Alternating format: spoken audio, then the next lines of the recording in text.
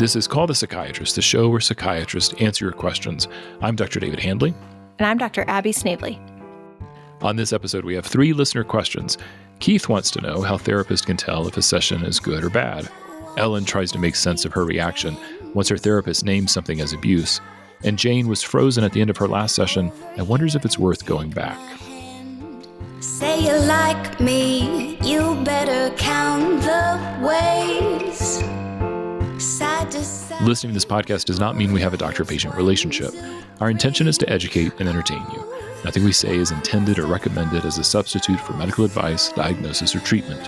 Always seek the advice of your own physician or other qualified healthcare professional regarding any medical questions or conditions. This first question comes from Keith. I've been in therapy a long time and have always wondered how a therapist judges whether a session was good or not.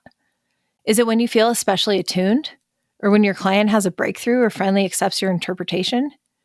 There have been a few times when I think my greatest growth comes from the worst sessions. I'm left working really hard on my own to solve the very problem I need help with. How do you, as a therapist, tell whether a session is good or bad? And if you have a particularly bad session, do you talk to your clients about how to get things back on track? So I think a good way to frame this is with an aphorism that you say all the time, Abby. So I hate to say it. I feel like you should. I bet you're going to say it. You should not hate to say it. I'm sure it's wise and incisive and couldn't be said better. So go for it. Well, it goes something like, by the end of a session, either the therapist or the patient should be uncomfortable because that's how you know something is happening. You're right. That is very wise. I didn't come up with it. I think it's true. And I thought about bringing it up in response to Keith's question as well. And I do think that that's part of it, right? A good session, yes, something should have happened. It doesn't mean that I'm intentionally trying to make people uncomfortable. And I also think there is a balance of that along with, maybe moments of comfort and connectedness, right? Maybe a different way of saying it, another way I thought of talking about what is a good session is, that someone feels comfortable, but is able to kind of balance that comfort with a desire or like uneasiness, right? Like people are there because they want change, because something's not working in their life. And so if we can hold both those things that like we're in this together and we trust each other and we need to make the discomfort real to help move things along, I think that's one definition. My other really lame definition that I was afraid you're going to say is that the session was good enough if the person can come back. Right. Like there's always time to fix whatever went wrong. Mm-hmm. And it's good enough if you can keep it working together. There is something to that for sure. Okay. Yeah. Less deep. What were you going to say? Well, I agree with you. I think the discomfort is a mark that something is changing, and that is why they're there. I agree with Keith that a good session doesn't have to mean that it's always good feelings all the time. 100%. I think there's probably some caveats there, of course, when we talk about the kind of therapy, and I assume the kind of therapy Keith is in, the kind of therapy we talk about on the show all the time. Mm-hmm. There's other therapies. There's also just other times in any kind of therapy where you are more supportive, where you're a little more solution focused, maybe a little more behavioral focused. And I think in those sessions, you might say, well, that was good because I feel more fortified after I came in. Because you're really actively working to mobilize a person's strengths. You're working on their resilience. Mm-hmm. And so good feelings probably equal good session in those times. But in these other kinds of therapies, that's not always the case. If you're feeling good, it's probably only because you just had a run of really, really hard sessions. I know. Yeah. And that's kind of what I'm thinking, session by session is... it's not always the clearest way of evaluating something, right? It's like, well, that session felt really good. And did I get a lot out of it? I mean, maybe in terms of closeness, you wouldn't want every session to be that way. And every session, like you're saying, can't be super hard. I also think if every session becomes really easy and, the therapist and patient are hanging out almost like friends, that's a time when I might remember that aphorism and think, okay, like what is keeping us from getting a little uncomfortable here?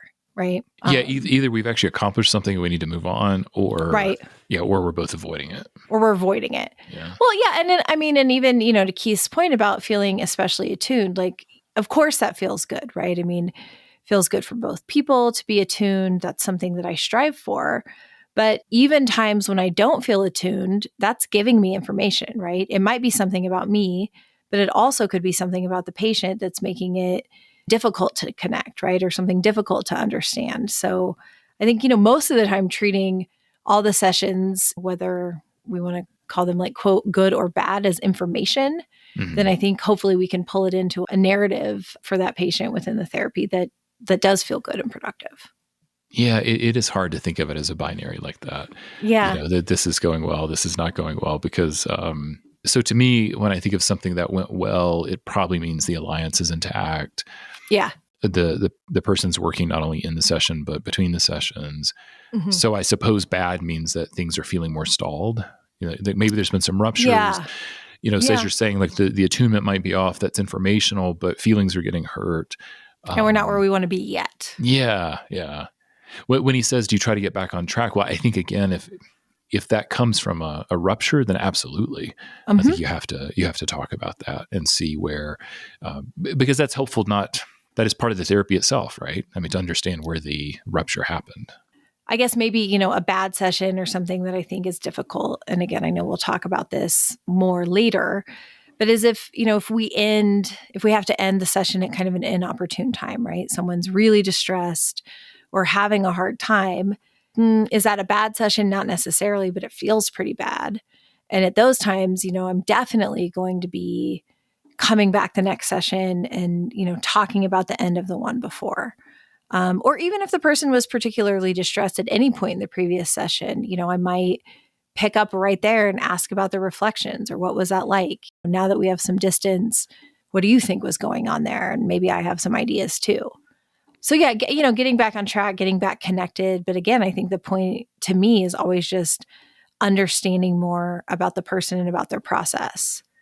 And sometimes it is information without a lot of emotions. And sometimes it's emotions that we aren't going to understand until we talk about it later and get more information. Yeah. Yeah.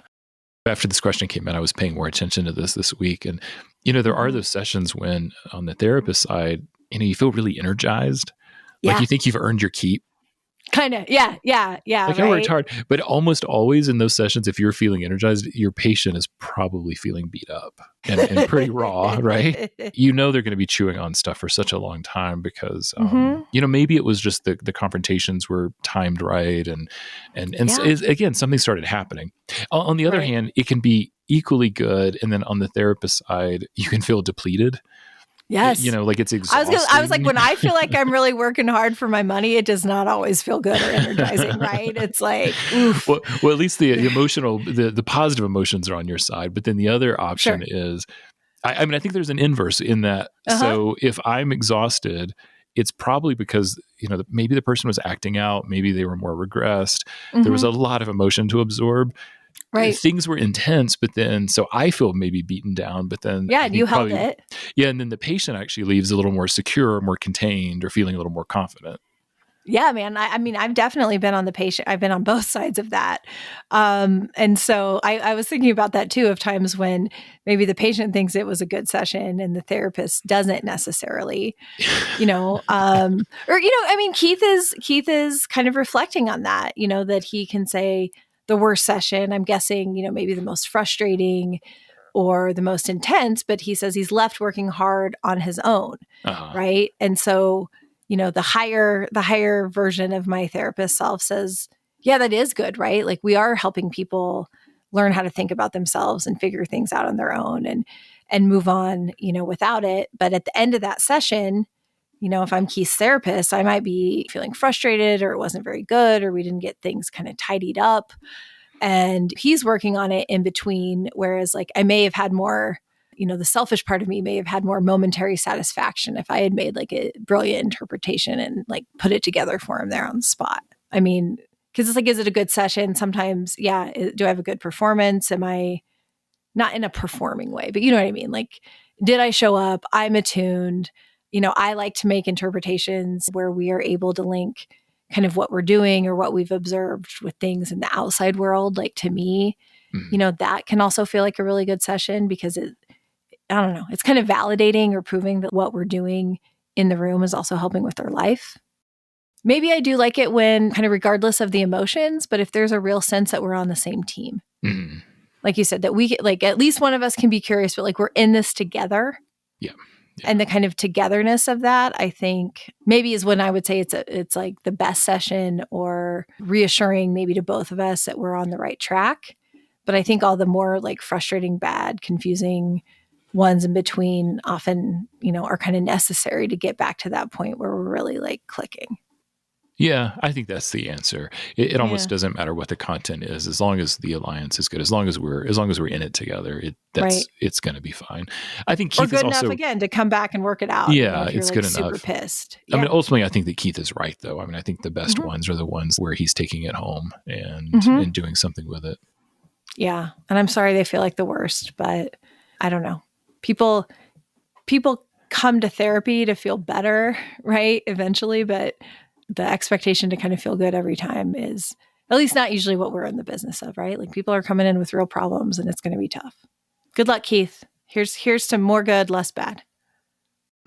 Dancing just you and me. Cha, cha, cha. We got some feedback from our anonymous listener last week. She wrote, "I so appreciate you taking your time to answer my question about my desire to be a favored client.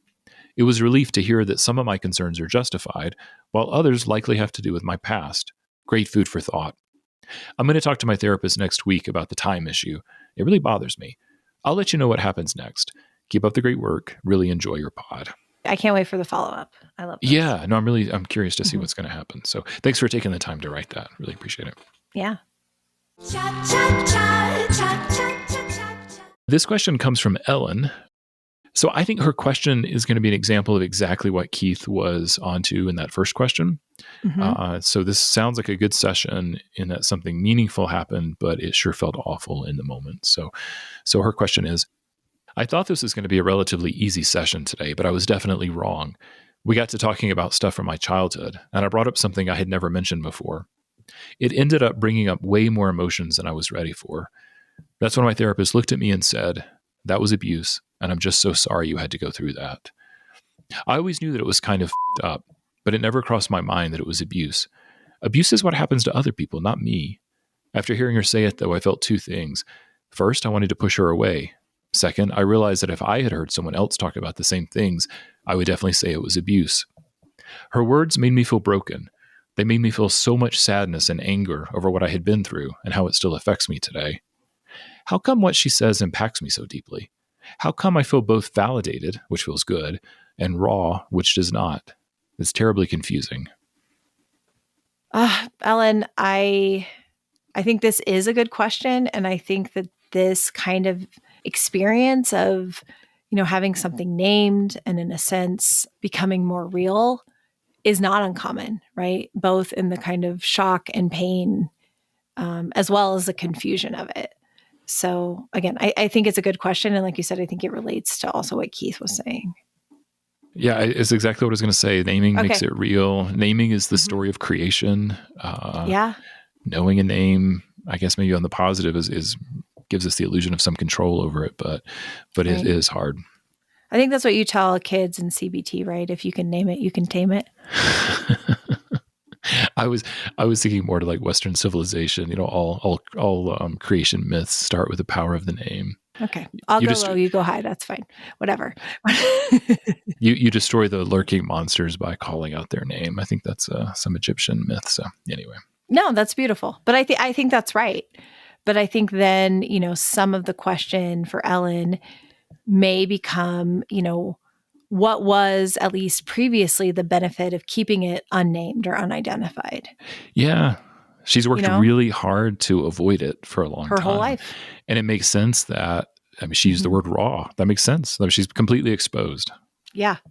That if Ellen, if you have created this story again, unconsciously, probably for survival even, right? I mean, I think, I guess to back up a second, but, especially childhood abuse, that is confusing, right? When someone who is supposed to be your caregiver is the one who's harming you, and then probably the person you would go to for comfort, of course that's complicated. And a lot of times, kids will have an alternate narrative, including that it's their fault or that it's not really abuse or maybe they deserved it or something else.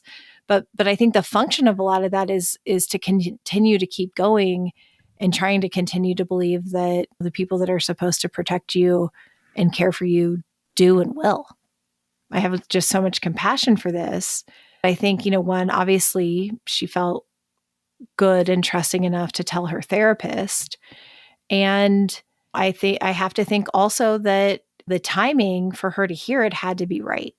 I mean, sometimes people can be upset by it, but a lot of times when I've tried to make, such interpretations or say that even if I say somebody's parent was like narcissistic or something, they want to defend the parent or give all the evidence why it's wrong. And it might be wrong, but a lot of times I think it's because the person is still invested in that defense that I described before. But it sounds like Ellen is at a place where she's really ready to work through the pain of it. And it seems like her therapist is there with her, which I think ultimately is a good thing, even though right now it's really painful. Yeah. Yeah. She may be in a place now where something that can happen, something can change as a result of this. It reminded me of this principle in therapy that the very nature of observing something causes that thing to change. So the act of acknowledging what happened to Ellen means it can't be made unconscious again. So something has to shift to accommodate this new part of her reality. Yeah, she can't unsee it, right? The lights she can't are on. Unsee it. Yeah. So I would expect like a degree of mourning, and that's, she says she's experiencing sadness and anger. Like there's a lot now to be worked through, and I think there is benefit on the other side. Obviously, that's why our therapist did that. Yeah, I mean, and I think anger can mean a lot of things, and I don't know Ellen's history with expressed anger, but I also felt heartened to see that in there, right? I mean, I think there is something about that anger that probably is true and real, and recognizes that she didn't deserve what happened to her, and you have to move through the anger too, but something about that is more empowered, right? Like it's not just being a victim. Yeah. Well, this will have to be absorbed into Ellen's narrative now. I mean, the story of herself as she understands it, and that's really hard to do. It's painful, but it's one of the most fundamental aspects of therapy. I mean, not to sound too cheesy, but this is what that journey of self-understanding looks like, is how do we make sense of things that are senseless? Yeah. I think that confusion does make a lot of sense. I mean, in a way, this is a new reality that is scary and causes the sadness and anger. And so I'm just glad that Ellen is with someone that can walk her through that. And like you said, kind of help this story become something that Ellen does understand and can incorporate as she moves forward. Mm-hmm. Well, thanks for sharing your story with us, Ellen. Yeah. Good luck. Cha cha cha cha cha cha cha. And this final question comes from Jane. I enjoy listening to your podcast and the encouraging way you help people who ask questions. You both seem very kind. I've seen my therapist for a few months now in weekly therapy. At our last session, he asked me a question towards the end of our session that really got to me. I became very upset and felt quite disoriented. I couldn't process things anymore and felt like I just shut down. He apologized and said, I wish we had more time, but I was like frozen really. I heard his words, but they just floated by. Then he raised his voice and called my name and said, Jane, we're done. A few seconds later, Jane, it's time for you to leave. His stern voice shook me back to the moment, and I pretty much ran out of his office without looking back or even saying goodbye. Do I return? Are we really done? I'm scared of him at this point, and I don't have the courage to face him again. What happens if I get triggered like this again? It was frightening. Well, first of all, Jane, I'm sorry this happened. I don't know. That's rough. I don't know any therapist who want their patients or their clients to be left in such a vulnerable state at the end of a session. I think we try to tidy up some of the emotional turmoil as best we can before a session ends, right? Or before, somebody's actually out the door. But, there are some times when things can feel really jagged. And for Jane, it's more than just feeling raw. I mean, she was dissociated there at the end. Yeah.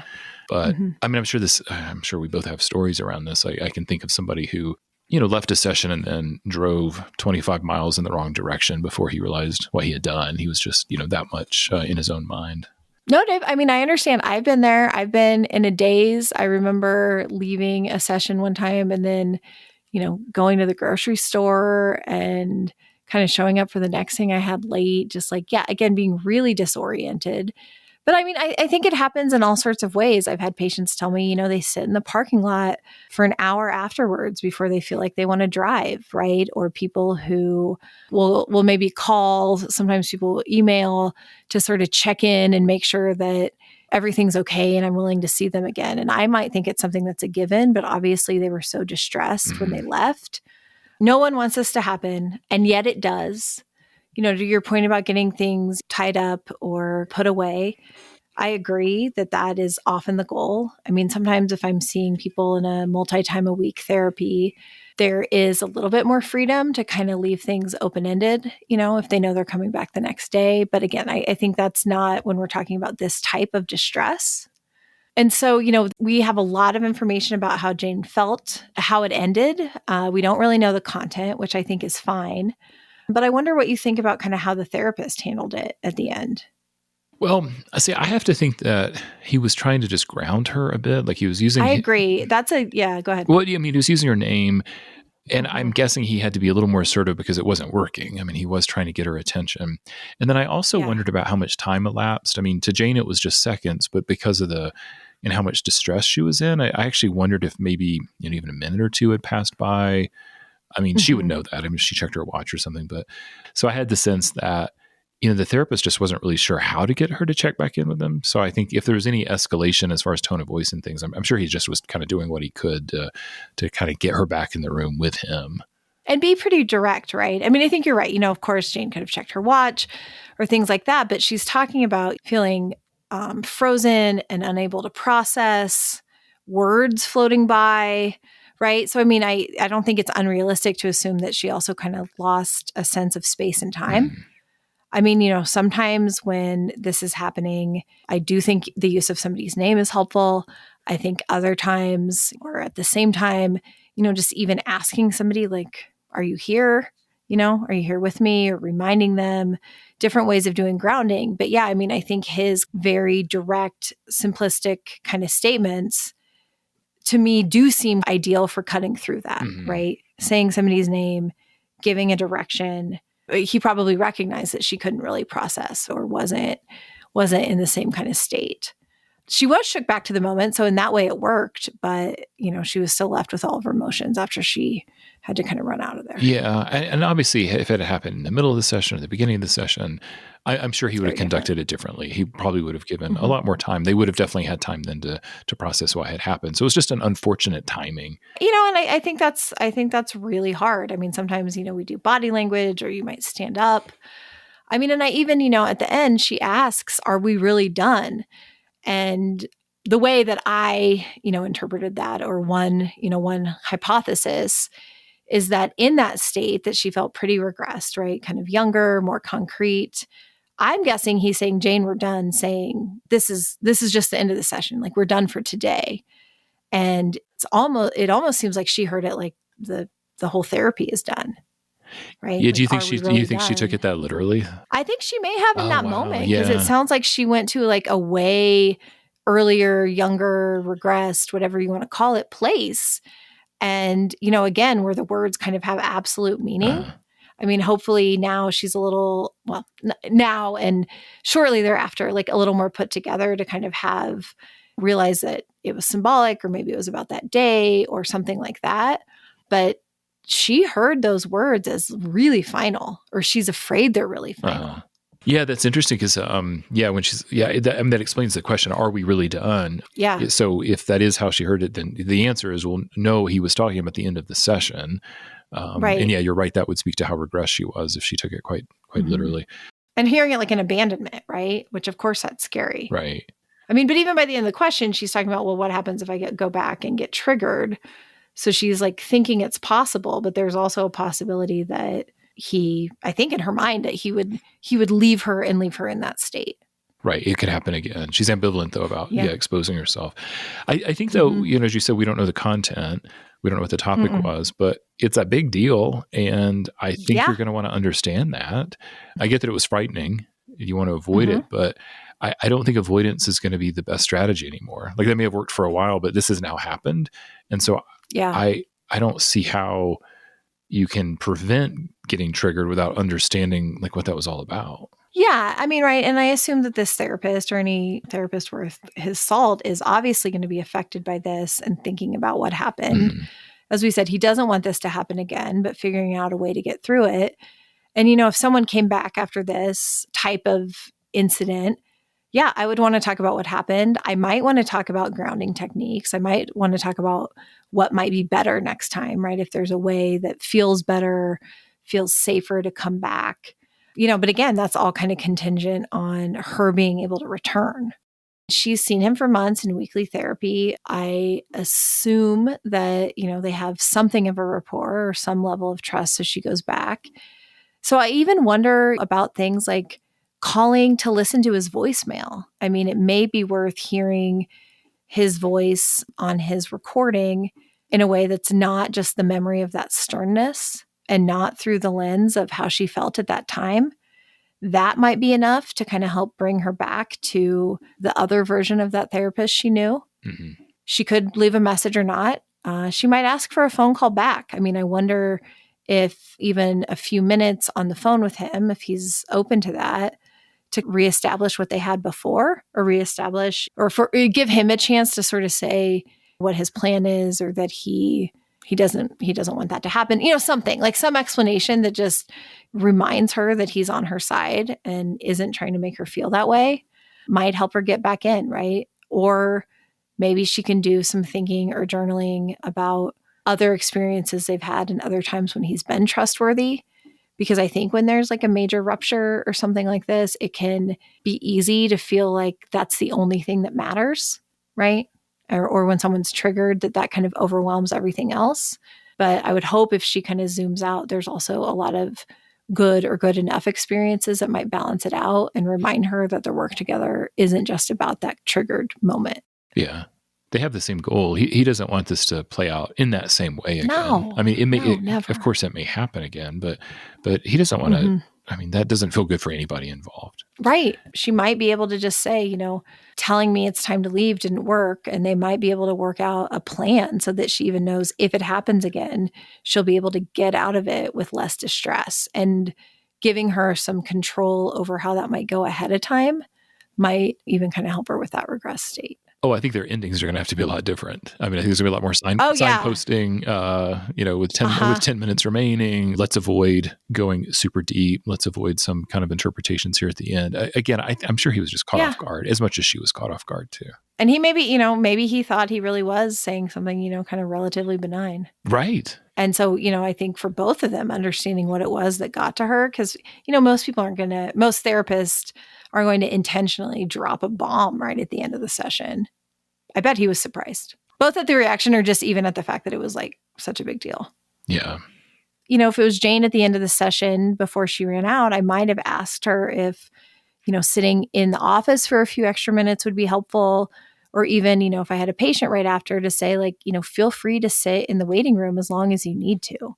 And I've had people do that before too, that it's just kind of reassuring and they don't have to go out in the world where it's scary and unfamiliar. Like they're welcome to stay in my space in a sense, as long as they want to, even if I'm like not there with them. He may not have had the opportunity to do that, but that's Right. some good advice for Jane. Maybe another strategy that she could maybe even plan ahead for something like that.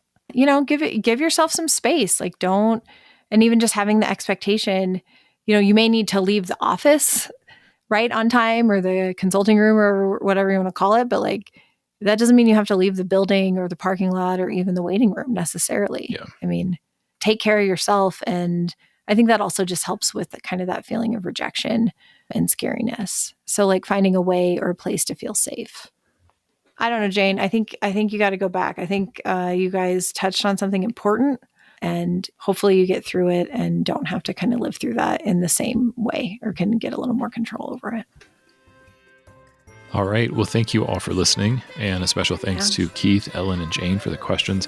If you have questions, send an email or leave an audio message at our website, callthepsychiatrist.com. You can also send us a message on Instagram or Facebook at Call the Psychiatrist. Finally, tell someone about the show. It's the best way for the show to keep growing. Take care. Bye.